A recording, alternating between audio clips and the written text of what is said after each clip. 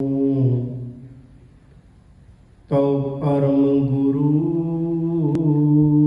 नानक गुण गावो।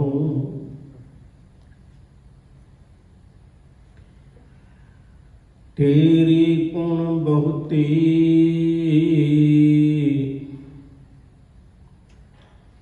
तेरे गुण बहुते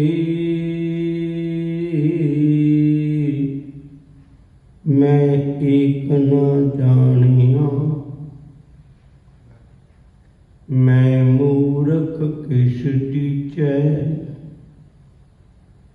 प्रणवत नानक सुन मेरे साहिबा।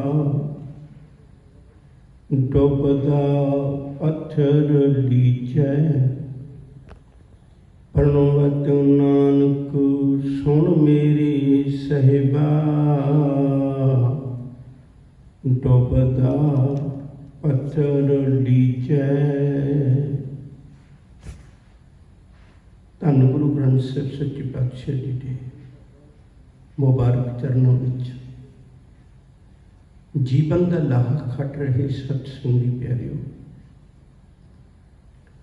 शुक्र है दाते दा जिन्होंने ने भाई गुरप्रीत सिंह होरां नूं कीर्तन की दात बख्शी। उन्होंने राही असी अपने तपदे हिरदियां नूं शांत करते हाँ। बड़े प्यार सत्कार भिज के उन्होंने अमृतमयी बाणी का कीर्तन सरवण करवाया। सब दाता मेहर करे। विचार की आरंभता करनी है, पर उस तो पहले फतेह की सांझ पाइए। प्यार नाल आखो जी वाहिगुरु जी का खालसा वाहिगुरु जी की फतेह।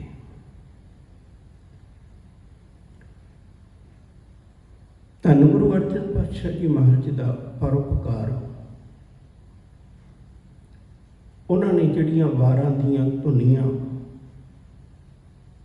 बख्शिश कीतियां ने, उन्होंने आपां नित दिहाड़े विचारते आ रहे हैं। अज वो धुनिया वाली वार विचों 8वीं वार तुहाडे नाल साझी करन लगा। बड़ा वधिया सुनेहा अज की धुनी विचों है। मैं समझना बहुत वड्डा परोपकार है गुरु अर्जन पातशाह जी महाराज का। अगे जाके गल करूँगा। अज की वार की धुनी है वार मल्हार की महला पहला। राणे कैलाश तथा मालदे की धुन।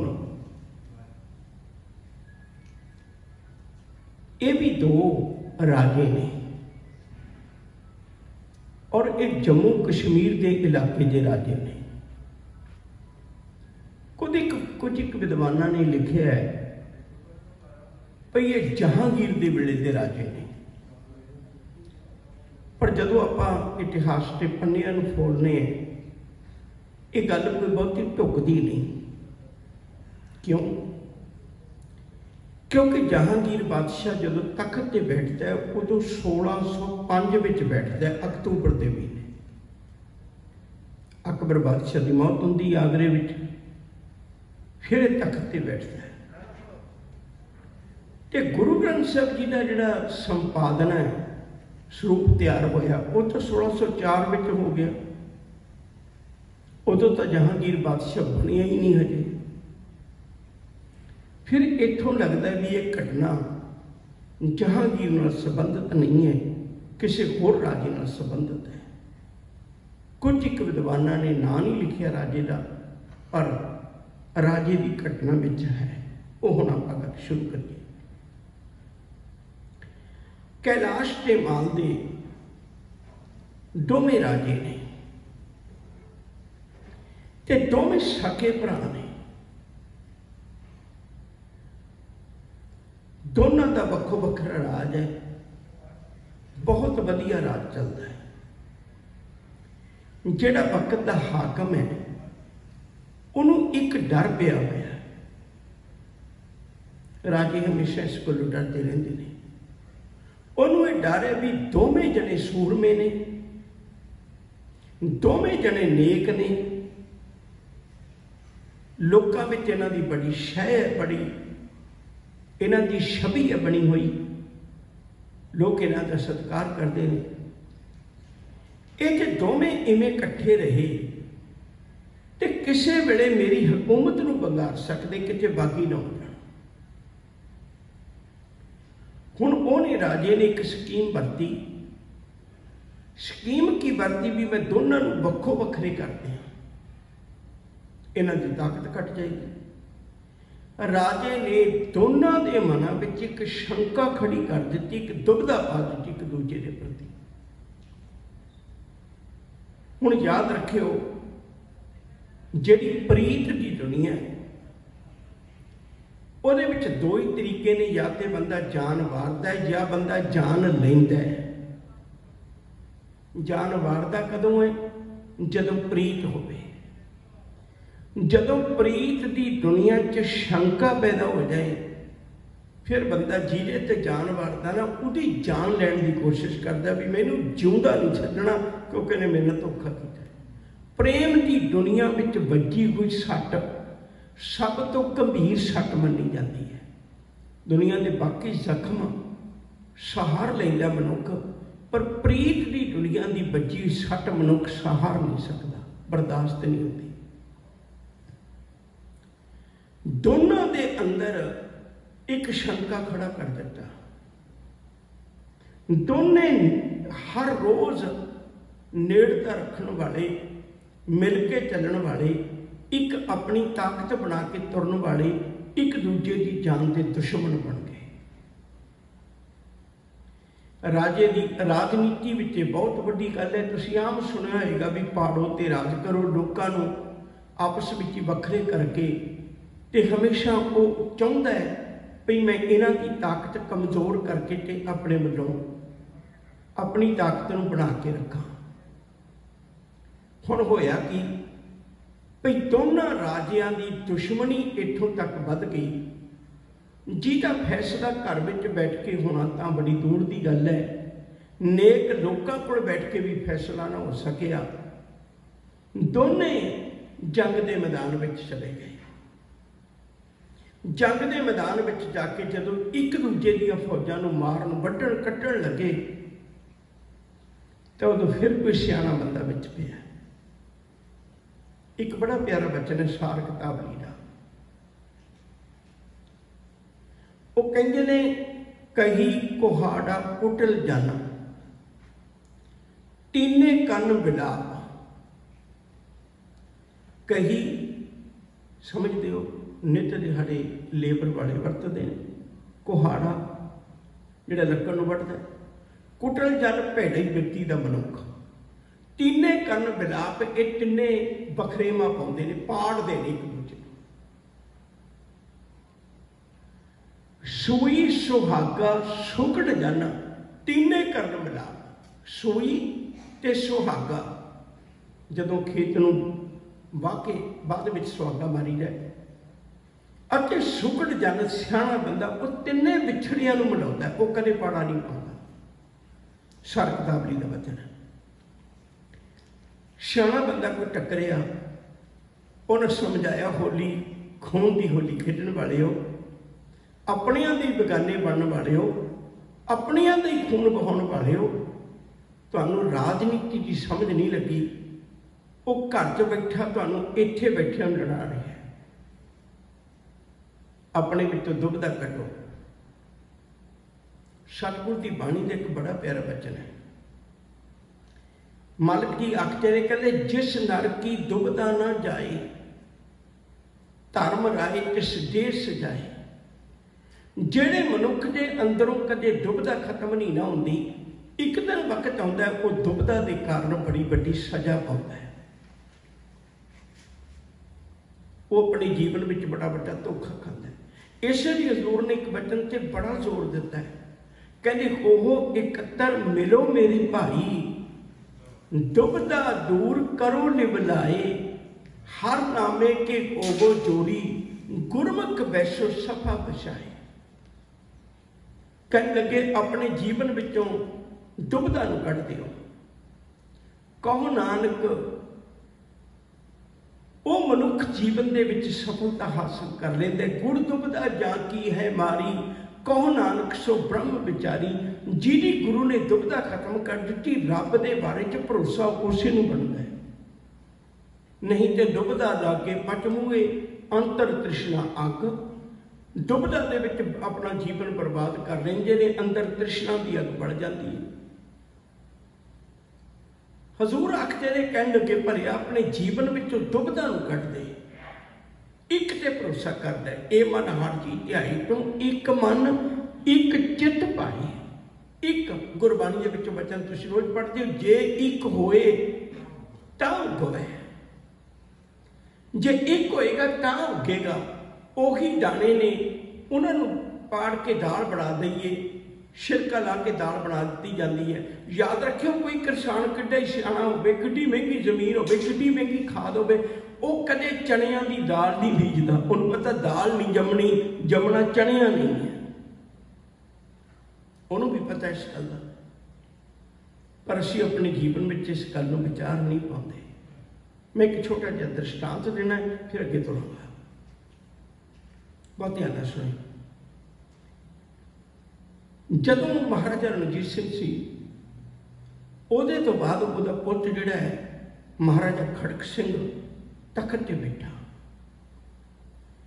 महाराजा रणजीत सिंह दे वेले दीयां गल्लां महाराजा खड़क सिंह ने अपने अखीं वेखियां सन भी मेरे पिता दी बिरती दा डोगरियां वाले पासे झुकाव होने के कारण साडा राज भाग बर्बाद हो चलिया। उस बड़ा सियाणा सी खड़क सिंह, उन्हें डोगरियां की थोड़ी थोड़ी पाबंदी लाई। डोगरे शब्द डुग्गर तो बनिया। डुग्गर का अर्थ होंदा पहाड़। पहाड़ों में रहने वाले उन्होंने डोगरे कहते हैं। डुग्गर बाट बहुत गुरबाणी में भी जिक्र है। तो जदों डोगरिया ने गल वेखी भी साडे ते पाबंदियां लग रही हैं, किते ऐसा ना हो भी असी बिल्कुल ही दरबार जाण जोगे ना रहे, ये सारी गल नूं कब्जा कर लवे। हुण डोगरिया ने एक चाल चली, उन्होंने एवें नजायज़ चिट्ठियां बना के ते इहदे ही पुੱਤ नूं कंवर राव निहाल सिंह नूं ते नाल सरदारां नूं गंढ लिया भई खड़क सिंह तां गोरियां कोल राज वेचण लग्या, इह तां गदार बंदा है। ते असीं भी सरदारां ने भी उदों ना सोचिया, किसी ने ना सोचिया, गल मन लई। मनी हुई गल इत्थे तक चले गई।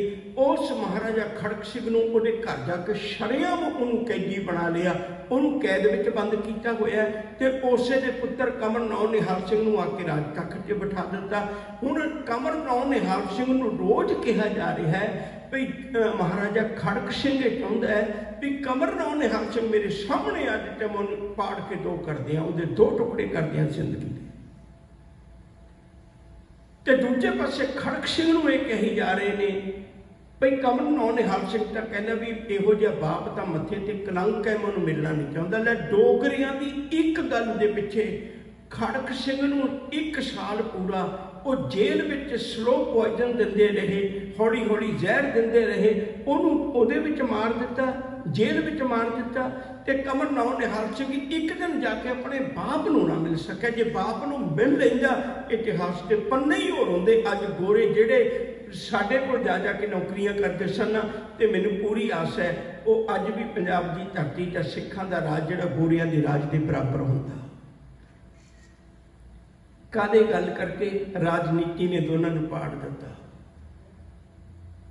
गल नहीं कर सके, बाप पुत गल नहीं कर सके। बस महाराजा खड़क सिंह कहता रहा मैनूं मेरे पुत मिला दिओ, कंवर राव निहाल सिंह जा ही नहीं सके। एक दिन किते चला जाता। हुण एक पासे जेल विच खड़क सिंह मार दिता, खड़क सिंह की अर्थी गई है जाके दाग ला के, कंवर राव निहाल सिंह वापस आ रहा है ते वापस आउंदे सार डोगरियां ने प्रबंध कर लिया। घर के दरवाजे विच छत्ता वैसे हुंदा है, कैंटीलीवर जिहनूं आपां कहने, छत्ते दे विच बरूद पा के ते ओह बरूद नूं अग ला के ते ओह छत्ता डेग दिता कंवर राव निहाल सिंह दे उत्ते। कुदरत वल्लों ओह बच गया, पर उहनूं अंदर ले जाके इट्टां बट्टे उहदे सिर विच मार मार के उहनूं जिउंदियां जी मार दिता। एक पासे पिता की अर्थी सड़ रही सी, लाश सड़ रही सी, दूजे पासे पुत की लाश सड़ रही सी। याद रखियो, केवल दुविधा के कारण। मैं समझना साडी कौम अज भी महाराजा खड़क सिंह ते कंवर नौ निहत्थ सिंह वाली चाल ते खेड रही है। राजनीतिक बैठा होया साडी कौम विचों ही दो धड़े पैदा कर देंदा है। ते अज वो अपना बैठा है, वो कहंदा हुण मैनूं तुहाडा दरबार साहिब ढाउण की लोड़ नहीं, हुण मैनूं तुहाडा अकाल तख्त ढाउण की लोड़ नहीं, हुण मैनूं तुहाडे नौजवान पुत झूठे पुलिस मुकाबलियां च मारन की लोड़ नहीं, हुण मैनूं लावारश लाशां बना के साड़न की लोड़ नहीं, हुण मेरे वाला काम तुसीं ओह करी जाना, मैं दुविधा पा दित्ती है तुहाडे विच। अज सिख सिख का दुश्मन होई बैठा है। अज एक जथेबंदी, वो जथेबंदी नहीं रहेगी, धड़ेबंदी बन गई। जथेबंदी उन्होंने कहते ने जिहड़ी गुरु की एक ब्रांच होवे ते काम गुरु दे करदी होवे। धड़ेबंदी वो होंदी है जिहड़ी एक दूजे के विरोध विच चलदी होवे। बड़ी प्यारी अज की जिहड़ी धुनी है कि सानू बहुत कुछ सिखाउंदी। सिखा ए दो सके भरा ने, सके भरा ने जिहड़े एक दूजे की जान के दुश्मन बन गए। किसी सियाने बंदे ने बैठ के इन्हां दा मिलाप करवाया, इन्हां दी गल समझाई, गल दसी भई इवें तुसीं फिर दोबारे इकट्ठे हो। हुण इहदे विच जिहड़ा कैलाश सी वो जंग जित गया। जंग जित्तिया ते बैठ के किसी सियाने बंदे ने गल की। कैलाश नूं भी एहसास होया भैया जिहदे नाल मैं लड़दा है तो मेरी मां दा जाया, जिहदे नाल मैं लड़दा है तो मेरी उस बाप दा पुत है, जिहदे नाल मैं लड़दा वो मेरी मां दे कोलों ही दुध पी के बड़ा हो के पलिया है। मैं अपने ही भरा दा दुश्मन बन गए। सच करके जाने जे किते अज सिख नूं सिख देख के कवे ना भी ये भी तो गुरु गोबिंद सिंह दा पुत है, ये भी तो माता साहिब कौर दा पुत है। गलतियां किसी को भी हो सकती ने, बैठ के निबेड़ लीए, पर नहीं प्यारियों। वापस बेनती कर रहे सन, एहसास करवाया सियाने बंदे ने। मालदी ने जाके छोटा सी बड़े भरा नूं हाथ जोड़ के कहा भी मेरी गलती, मैं राजनीतिक बंदे की भटकना में आ गया सी। एक पल भी ना लाया, एक पल भी ना लाया। कैलाश ने हाथ जोड़ के खड़ोते अपने भरा नूं भज के जाके गलबकड़ी पा ली, सीने नाल ला लिया। दोनों दियां अखां विचों अथरू गिरे, पछतावे दे दिल धोते गए। ते आखिरकार उस कैलाश ने हाथ जोड़े कहन लगे, वीरिया तेरा राज भाग भावें मैं जित लिया, पर हुण अपना सांझ है, उन्ना ही तेरा है, उन्ना ही मेरा है। जिधरले पासे तू मर्जी राज कर, तेरा राज भाग उवें ही रहेगा। पता नहीं ये दुविधा किन्नी क बर्बादी कर देंदी जे आपस में ही मिलाप ना करते। उस वेले भी बार ये ढाडियां ने गाई।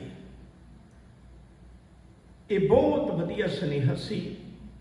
दूजे के हथों में जदों भी कदे तीजा रलदा है, साडे नित की जिंदगी घरां च भी इहो ही वखरेवे पैंदे ने।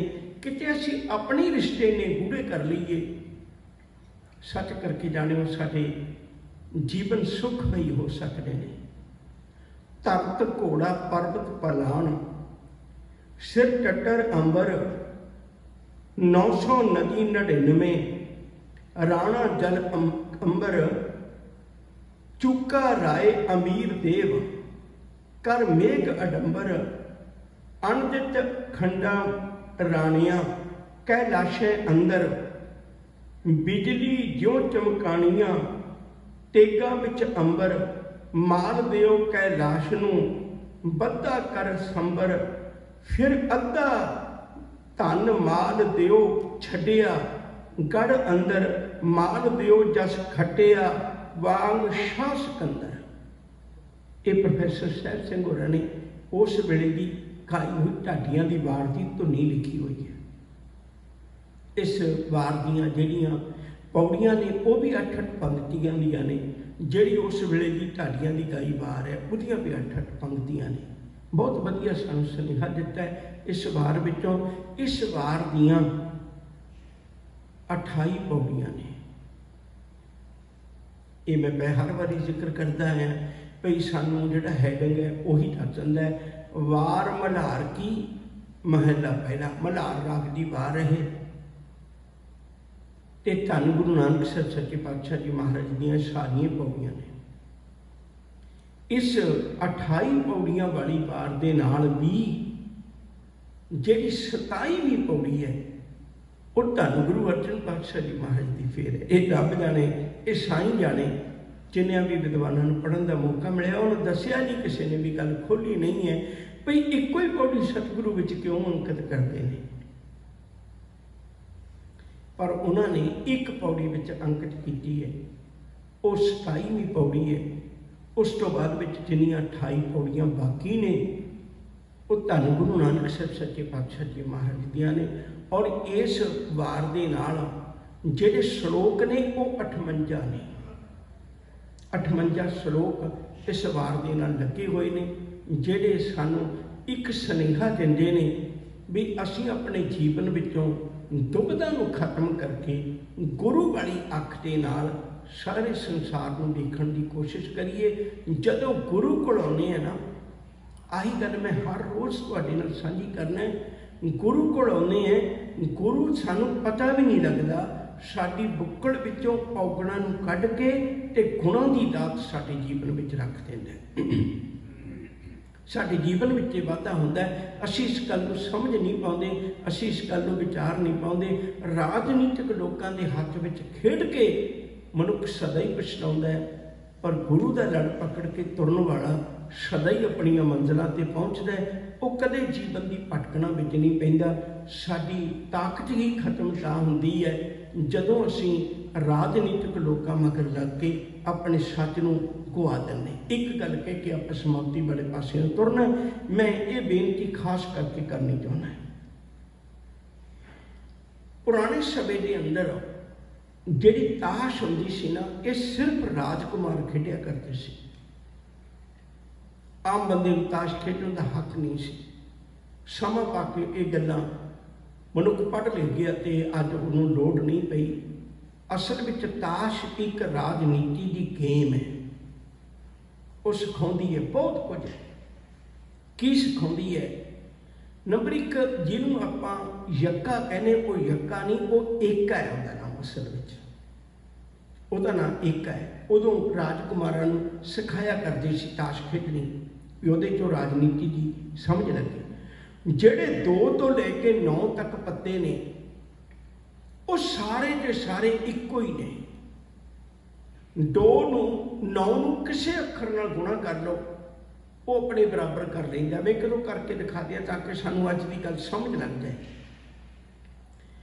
2 9 18, 1 ते 8 9, 9 दिया 27, 2 ते 7 9। तुसीं किसी ने भी गुणा करके देखोगे 2 तो लेके 9 तक वो सारे 9 ने, वो सारे बराबर ने। जिहड़ी प्रजा वो सारी बराबर होंदी। वो कोई थोड़ा बहुत अमीर हो गया, कोई 9वीं अवस्था से बैठा, कोई दुखी च बैठा है, सारे इक्को जिहे ने। वो सारे इकट्ठे हो जाते हैं। जदों ये सारे इकट्ठे हो जाना, उदों फिर इन्हां नूं दबाउंदा गोला।